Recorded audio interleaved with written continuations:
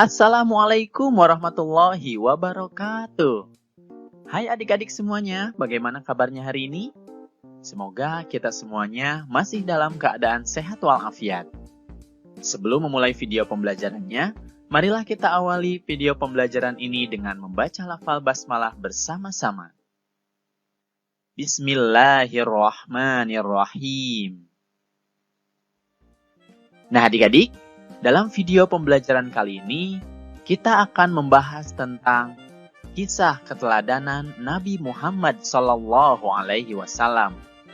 Semoga dengan kalian menyimak video pembelajaran ini, kalian bisa memahami serta bisa menceritakan kembali kisah keteladanan Nabi Muhammad SAW, terutama dalam hal kejujuran dan kasih sayangnya.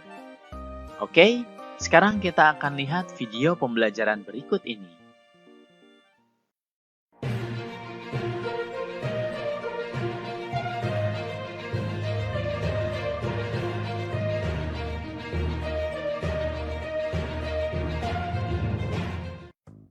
Yang pertama, kita akan menyimak terlebih dahulu sikap jujur dari kisah keteladanan Nabi Muhammad SAW. Nabi Muhammad SAW memiliki sifat jujur sejak kecil.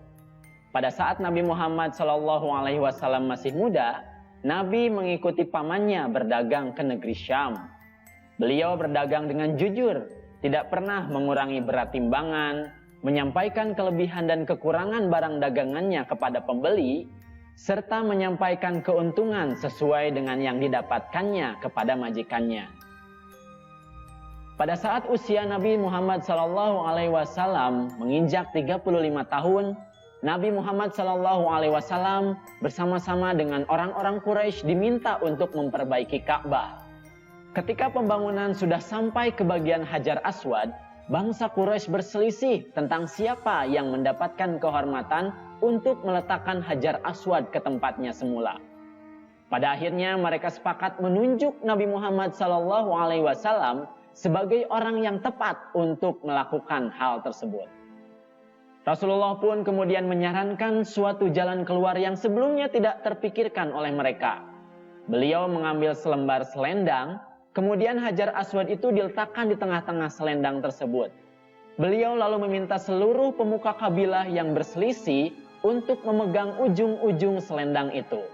Mereka kemudian mengangkat Hajar Aswad itu bersama-sama. Setelah mendekati tempatnya, Rasulullah SAW lah yang kemudian meletakkan Hajar Aswad tersebut. Ini merupakan jalan keluar yang terbaik. Seluruh kabilah setuju dan meridhoi serta mempercayakan jalan keluar ini. Mereka pun tidak jadi saling berselisih. Sejak saat itu, Nabi Muhammad SAW dikenal di antara kaumnya dengan sifat-sifat yang terpuji. Sudah sejak lama Nabi Muhammad SAW dikenal di antara kaumnya dengan sifat-sifat yang terpuji, terutama sifat jujur ini.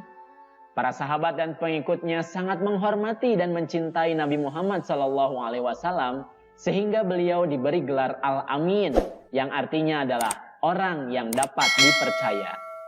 Pada saat Nabi Muhammad SAW diangkat menjadi Rasul dan diperintahkan berdakwah kepada orang-orang Quraisy untuk pertama kalinya, Nabi Muhammad SAW kemudian mengundang semua suku Quraisy dari atas Bukit Sofa. Semua suku Quraisy memenuhi undangan beliau.